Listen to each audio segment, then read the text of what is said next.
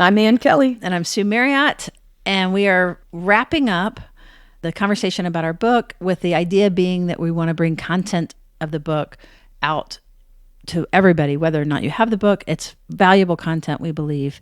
And so we hope that you will get something out of it, even if you never touch the book. But also, if you're reading along and things like that, that hopefully this will be helpful to you.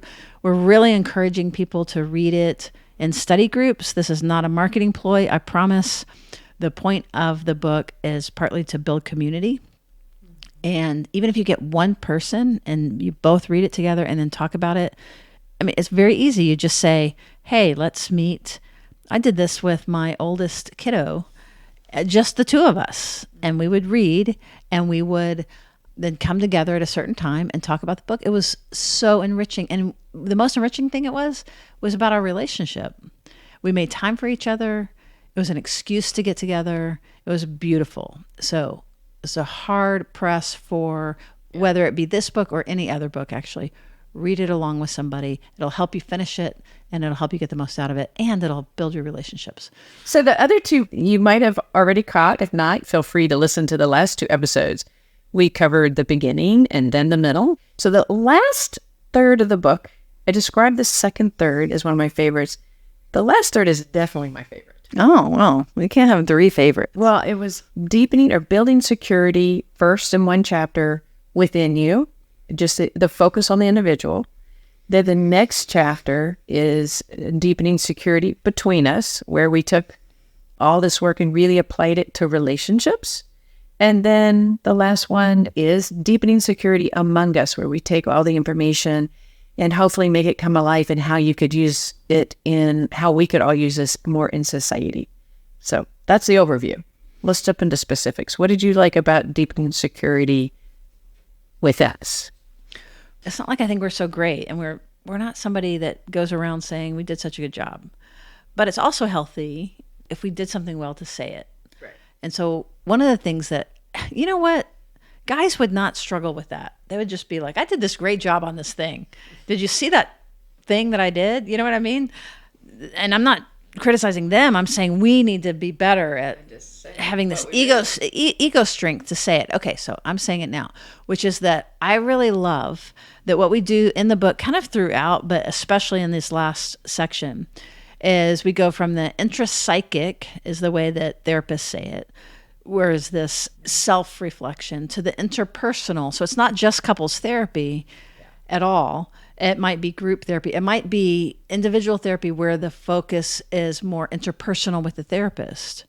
You see what I'm saying? That like it's about what happens between two people, not just, the depths of what's happening inside of me. It could be coworkers. In fact, also we've already gotten several reviews, which has been so meaningful, about that it's helping people with their friendships, seeing their friendships a little bit differently, engaging in friendships a little differently.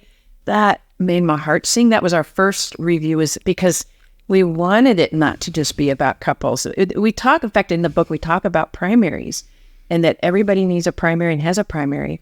And that doesn't mean that that's always a partner. That primary could be a best friend, could be a sibling, and it's not always equal. It means that you might find somebody a primary and they're not necessarily seeing you as their primary.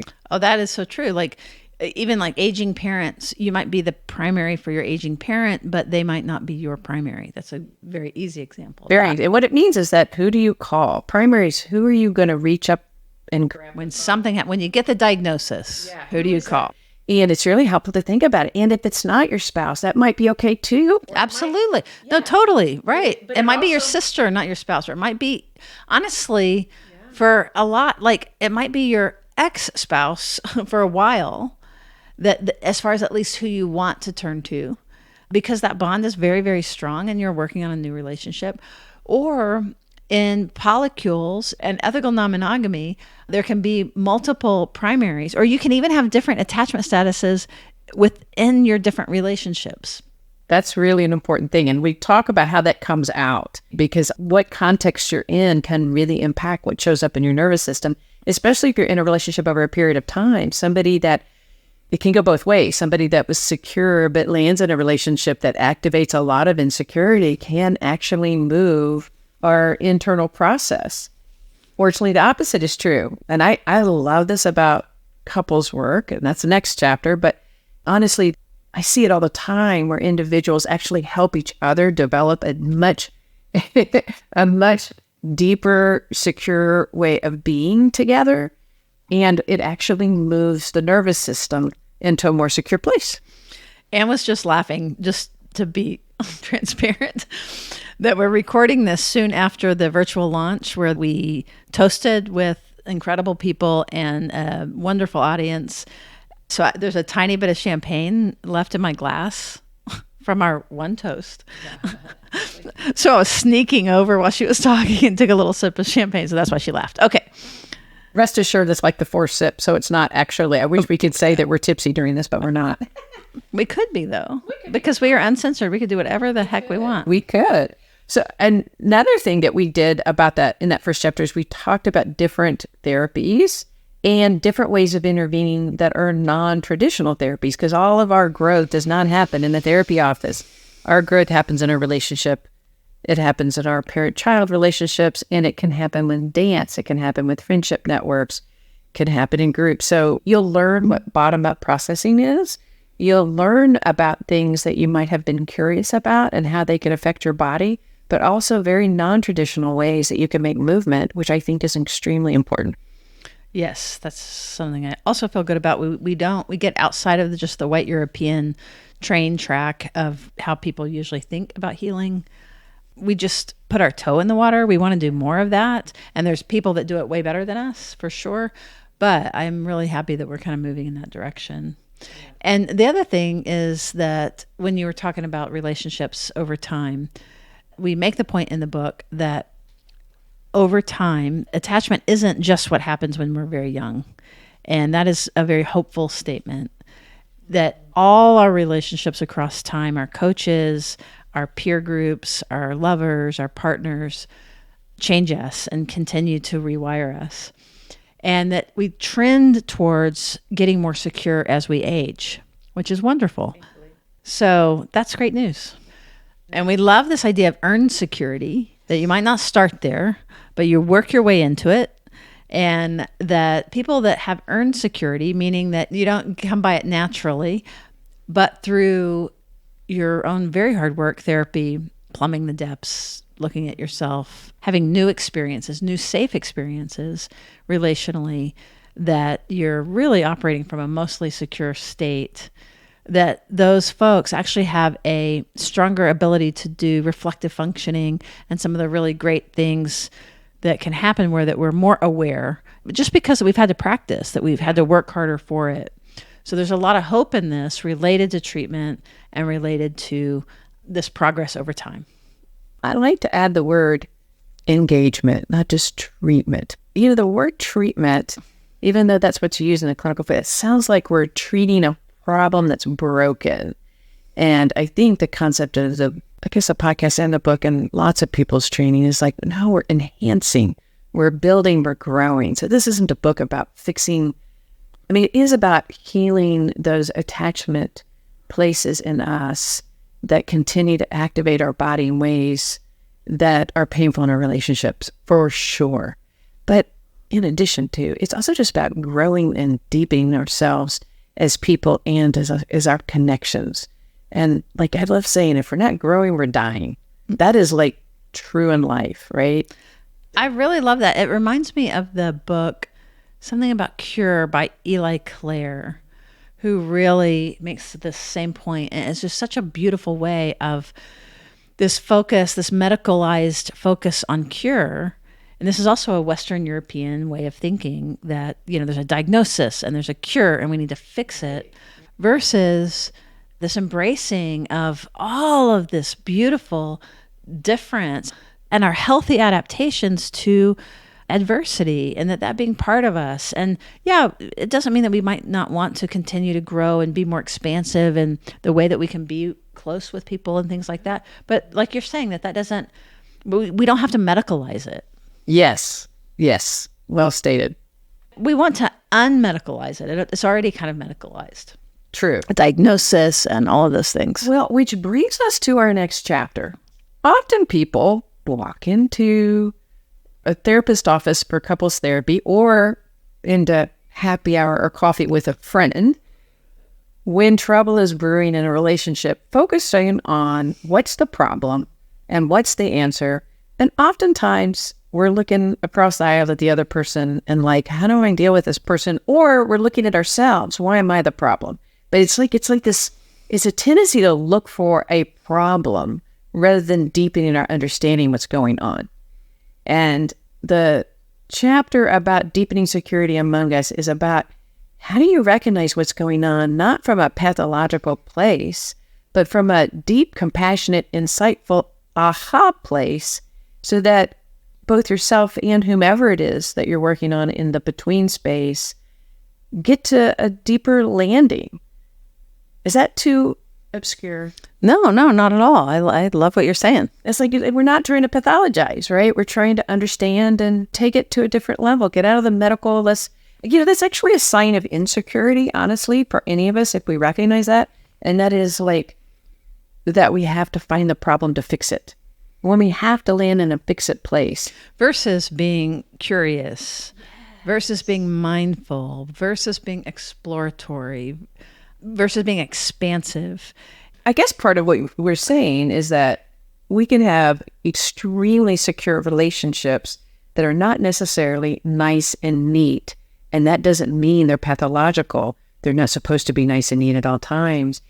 Because what happens is if we think it's supposed to be nice and neat, we get all activated that there's a problem, which then pulls us all away from each other in a worse state, rather than, I think, finding curiosity. Like what we're looking for is finding a state of curiosity and openness and wonder and noticing that it's activating, but why? And when we can move into that state, we can really build so much more insight in ourselves that's much deeper than the current problem. Right. And the story that we have about the problem is the problem. So he never does like for us to begin to not trust our narrative so much. And that doesn't mean not trusting yourself.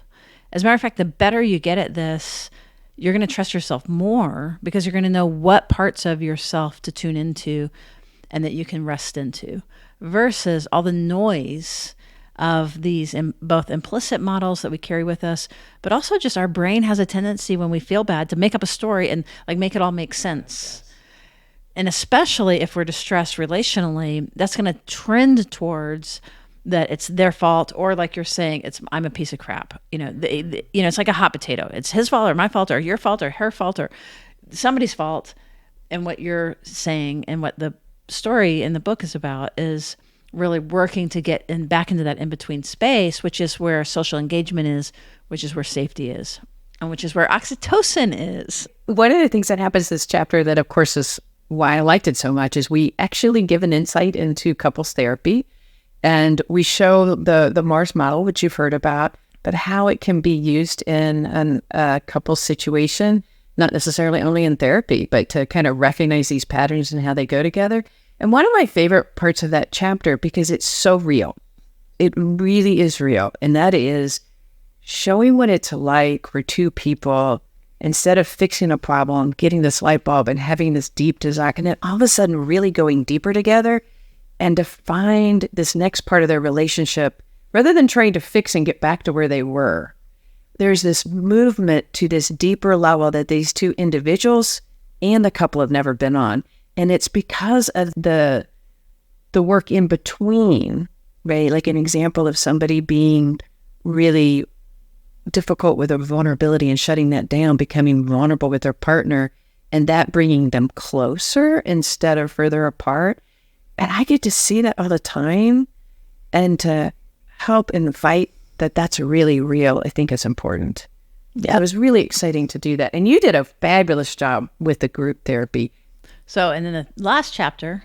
The last chapter is deepening security among us. And that's where we go societal. And that's what we're talking about like, we all need this right now, because there is a lot of what we call collective hijacking of our amygdalas. Absolutely. So yeah, under threat, we go from connection and social engagement to selfishness, basically. because we've got to take care of ourselves. Or here's the problem with empathy is that, part of what we protect are people within our circle. So I might be fine with you, but you threaten my kid, I'll freaking hurt you, right? Yeah. So all of a sudden my circuits internally switch and I will activate because of empathy. So in other words, empathy and oxytocin aren't necessarily the only good. I mean, that they aren't only good. They serve a certain purpose. And it's part of what's happening, actually. We begin to identify with a political party or with a group or with a position. And then people that are in the opposite position or political party are seen as a threat. And the more they're seen as a threat, the more we dysregulate and begin to see things simplified, and very complex things become very easy, and we become stupidly certain.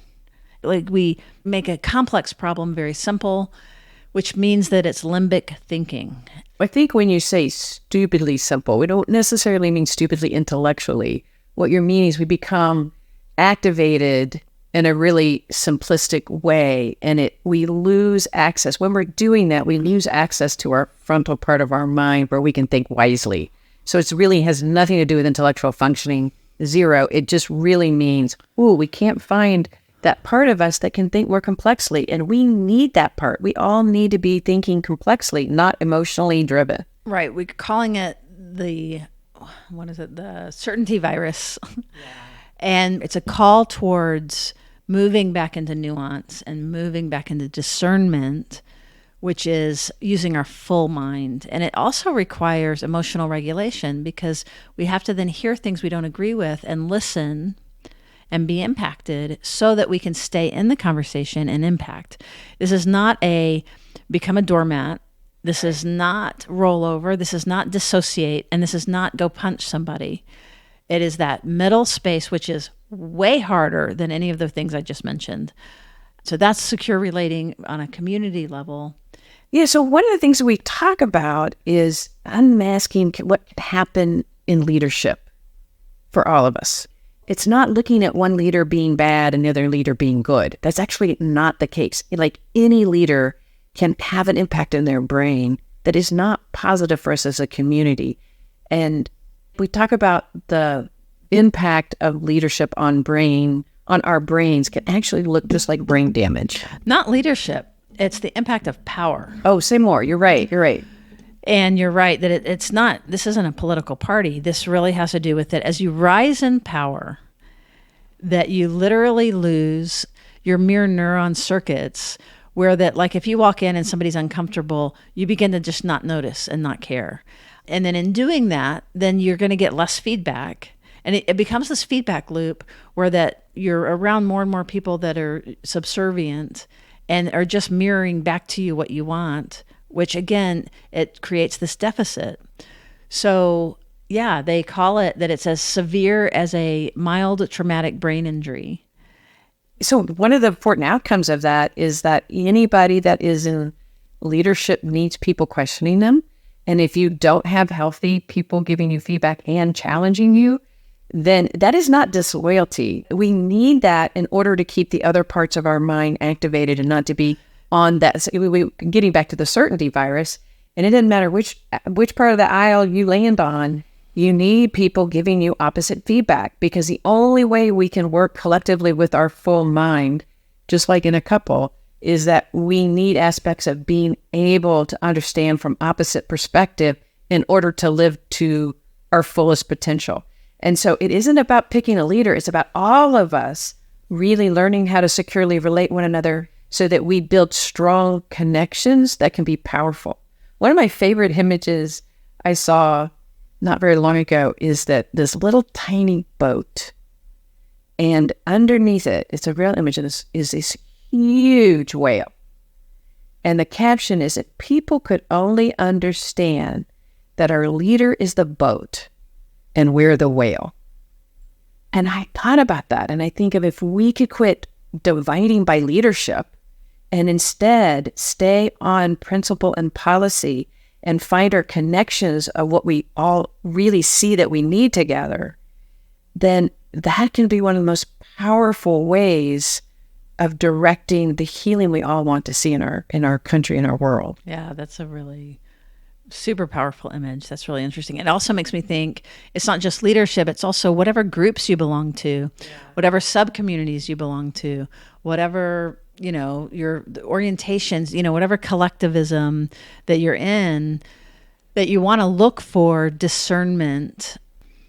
The more pressure you have to carry the party line, and you better not say that, or you might get kicked off the raft. Right. That you're much more vulnerable on those rafts, because it can become a circular firing squad a little bit, where there's policing of making sure that you're holding the right position and things like that. And that's a natural thing. So we're not criticizing even folks that are because the folks that end up in that position are really trying to protect something, and they think that they're doing it right, and they think they're protecting a cause. Because they're holding a really important value that they're fighting. That's right. But they need people around them. They need people to keep introducing nuance. It's like, well, I agree with this, but I think you're stating it too strongly. Like, they need the pushback. So if you're the person that is the one driving and somebody's pushing back, we're encouraging you to listen.